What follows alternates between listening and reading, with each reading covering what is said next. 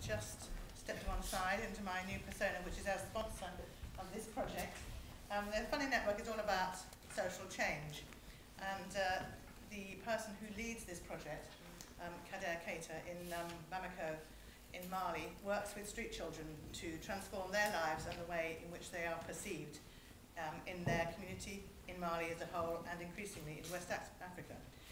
I was taught how to do traditional Malian printing by Kader in a field in Devon. About a year later, I found myself with Kader, who was inspiring a group of young offenders in Oxford, despite the fact that the only common bit of language between him and these 5 or 6 young people was my French. Not the best. So basically, if he can do that, this guy can change the world, and that's exactly what he's trying to do.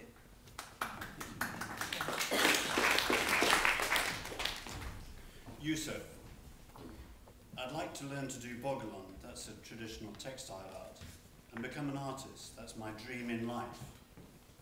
In the future, I'd like to have my own group to train. Training like this inspires me. I can be creative and also have the means to live on. I'd like to become involved in everything that's done here and become an expert in it all. Yusuf was starting a course for street children run by the Mali Association of Culture and Hope, which has been hugely effective in a particular approach to getting kids off the street. Mali is one of the poorest countries in the world and has a severe problem with street children due to abject poverty and also as a result of children running away from Quranic schools and where they're often exploited and abused. Some years ago, Kader Keita, who is a professional Malian artist and who lives modestly even by Malian standards, started working with disadvantaged children, providing food from his own table and giving encouragement and support in any other way that he could. He says, artists have a responsibility to enrich the most vulnerable in society. I fight for these children. These are my reason for living. He established a small association working with the street children in Bamako, Mali. And in the UK, it's known as the Mali Association of Culture and Hope. So the association provides food, social support, counselling, and some basic education alongside its principal activity of teaching bogolan, mudcloth, traditional form of art, which I'm now wearing, which Kader made for me. The teaching includes other elements of Malian culture, such as sculpture, using marionettes, storytelling, dance, music, as well as listening to the children, their stories, their hopes, and their fears. This all takes place in a dusty street in Bamako on trestle tables beside the tiny office the association rents. The work aims to break down the mindset that besets the isolated and the outcast, a mindset that tells them they're capable of nothing else. This is the key to the work. It helps homeless children overcome their sense of rejection, their sense of worthlessness and failure, to address the poverty of spirit to these children, to enable them to try to overcome their poor physical conditions of living with other children in small groups, often very young, groups in which they may be bullied or abused, begging with their customary red tins, which they use for collecting scraps of food, sleeping rough under the tables in the street markets.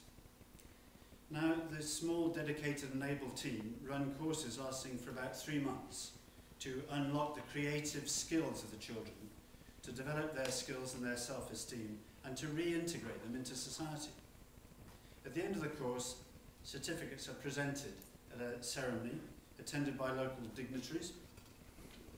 The children praised, probably for the first time, and then the children enter a very important, active follow-up and support phase.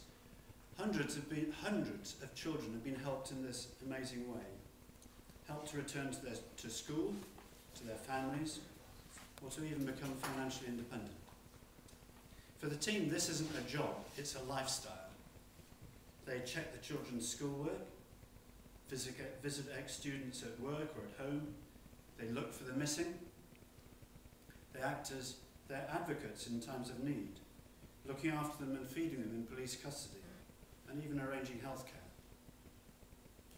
So in future, we hope to rent a courtyarded building so that teaching doesn't need to take place on the street, so that it's secure for the children, and so that they can stay during the course rather than having to return to the city at night to sleep in their usual spot on a traffic island, which you'll see as the hippos of traffic island, or under a flyover.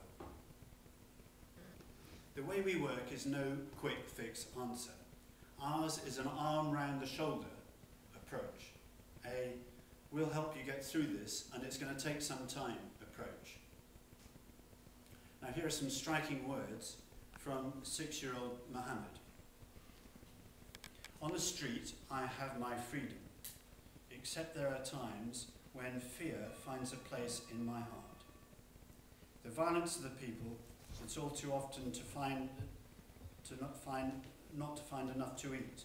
And when you fall ill, there's nobody around, and we don't get a lot out of life. Over a year later, he said, the fact that I met the association team meant my life changed and took a good direction. So I'm continuing on the path that gave us belief in ourselves and brought us back the love that we'd lost.